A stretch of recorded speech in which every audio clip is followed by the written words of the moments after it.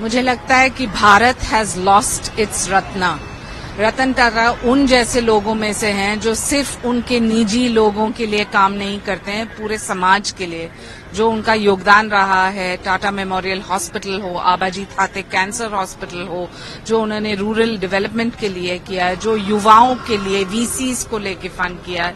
एक ही लक्ष्य रहा है उनकी जिंदगी में कि जो पैसा वो कमाएं वो सिर्फ समाज सेवा और समाज के लिए वो खर्च करें ताकि समाज अच्छा हो।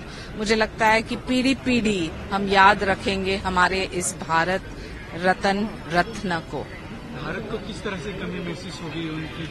मुझे लगता है कि न सिर्फ भारत, हर विश्व की बात करें तो ये एक उदाहरण है, एक इंडस्ट्रियलिस्ट, लेकिन एक इंडस्ट्रियलिस्ट फिलैंथ्रोपिस्ट, एक सोशल रिफॉर्मर, क्योंकि जो काम उन्होंने किया उससे एक चीज स्पष्ट है कि युवा की जिंदगी हो, कैंसर पेशेंट्स की जिंदगी हो, कुत्ते की जिंदगी हो, कोई भी वर्ग, स्तर, जात पात, धर्म में न जाते हुए he was truly a global icon. So in that sense, I feel India has lost its crown. But having said that, I hope the Tata Trust live up to this legacy. कहना क्या चाहेंगे, बड़े दुख की बात है कि आज हमारे बीच रतन टाटा जी नहीं रहे। कुछ आधा घंटा पहले हम लोगों को पूजा कमेटी के द्वारा और मीडिया के द्वारा भी मालूम चला कि रतन टाटा जी नहीं रहे।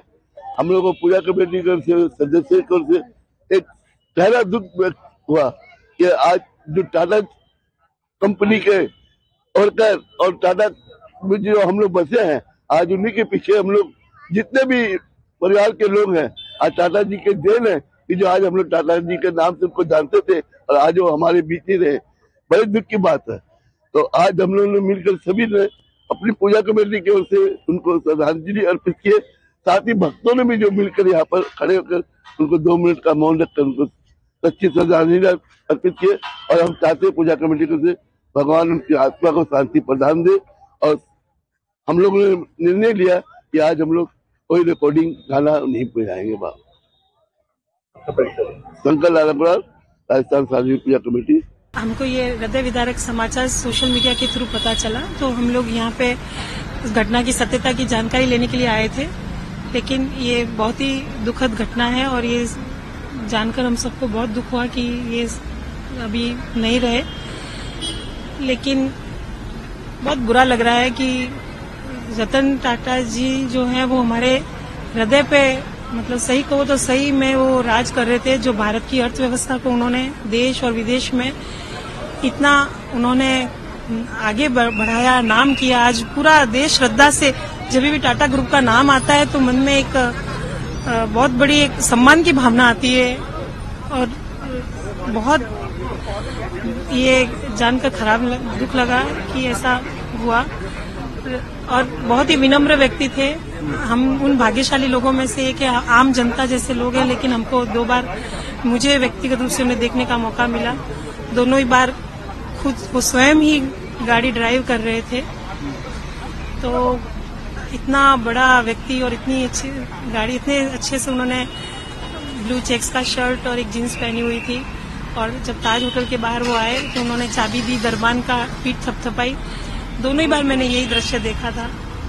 तो ये सबके लिए बहुत ही एक सीखने वाली बात है कि इतना बड़ा व्यक्ति, इतना विनम्र, जिसने लाखों लोगों को रोजगार दिया, आज देश की अर्थव्यवस्था में इतना बड़ा नाम किया।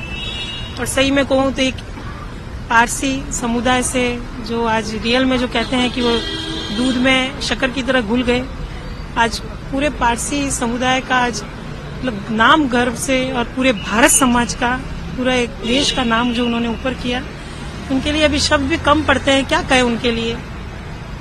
लेकिन बहुत थोड़ा उनका आशीर्वाद और थोड़ा समय रहता, इस युवा पीढ़ी को थोड़ा और मार्गदर्शन दे पाते, भगवान से ये प्रार्थना थी। लेकिन कहते हैं कि जन्म और मृत्यु दोनों जब जन्म लेते हैं उसी समय तय हो जाता है। लेकिन हमारी आश्रुभूषित श्रद्धांजलि है रतन जी साहब को। परमात्मा उनको, हम यही कहेंगे कि उनको फिर से पुनर्जन्म दें और बहुत बड़े उद्योगपति के रूप में हम उनको, एक नई जनरेशन फिर से उनको देखें। और जिस प्रकार से उन्होंने इतना इस जन्म में काम किया है, अगले जन्म में भी वो आए और बहुत इससे भी बहुत अच्छा और बड़ा काम करें। परमात्मा से प्रार्थना है। ईश्वर से प्रार्थना है। आपका नाम? हरिप्रिया। आप कुछ कहना है? नहीं, मुझे कुछ कहना। हाँ ले लो। ध्यान तुम्हें हाँ एक मिनट।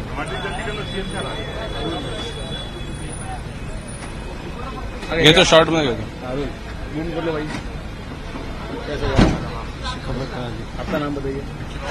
एडवोकेट हर्षवर्धन पवार। बताइए क्या कहना चाहेंगे? एक्चुअली हम दोनों लॉयर्स है। हम ऑफिस में ही थे और ऑफिस में हमने हमारे मोबाइल पे न्यूज देखा कि रतन टाटा इज नो मोर, ऐसे करके न्यूज देखा। तो तुरंत हम ऑफिस से निकले और सीधा इधर ब्रिज कैंडी ऑफिस में आ गए, गाड़ी निकाले और इधर आ गए। न्यूज सुनते ही हमें मालूम था, we were following the news कि रतन टाटा जी को कल ब्रिज कैंडी हॉस्पिटल में एडमिट किया था। So we were following it. पर जब न्यूज देखा ऑफिस में तो हम दोनों शॉक में थे और तुरंत हम गाड़ी निकाल के इधर हॉस्पिटल में इधर आ गए। Ratan Tata was truly a great man and he was identity of the India. उनके बहुत इंसिडेंसेस हमने पढ़े सुने और उनसे हम प्रेरित भी होते हैं। हम यंग जनरेशन उनके लाइफ लेसन्स को फॉलो करते हैं कि कैसे उन्होंने अपने खुद की लाइफ लीड की और कैसे एक बिजनेस इतना बड़ा डेवलप किया। और ये सब होने के बाद भी उनका जो हम्बलनेस था वो मुझे बहुत पसंद आता था। इसकी वजह से मैं उनको बहुत फॉलो करता था। ये न्यूज बहुत ही सैड और शॉकिंग थे मेरे लिए, इसलिए मैं तुरंत इधर आ गया। बहुत बहुत शुक्रिया। आप कुछ कहना चाहेंगे? ठीक है, बोलो क्या बोला? हाँ बोलिए। मराठीत बोलू का? मराठीत बोलू। क्या लोग बोला? हाँ वो कहते हैं ना कि बहुत जन्म के बाद कोई ऐसा युग पुरुष एक जन्म में मिलता है, तो वो रतन जी के बारे में वो बातें पूरी लगती है। और जैसे बात पता चली कि रतन जी अपने साथ अभी नहीं है, तो वहां से जो दुख शुरू हुआ, तो उनको ट्रिब्यूट देने के लिए यहाँ पे हम लोग खड़े। एज अ प्रोफेशनल लॉयर है, बट जो भी उन्होंने लाइफ जीती है और जिनके सब पे राज किया है, वो देख के ऐसा लगता है कि रतन जी जैसा आदमी वापस होना चाहिए भारत में। भारत को और उनकी जरूरत थी और भारत सदैव उनका ऋणी रहेगा। बहुत कुछ उन्होंने दिया है और रतन जी के लिए हैट्स ऑफ। Thank you.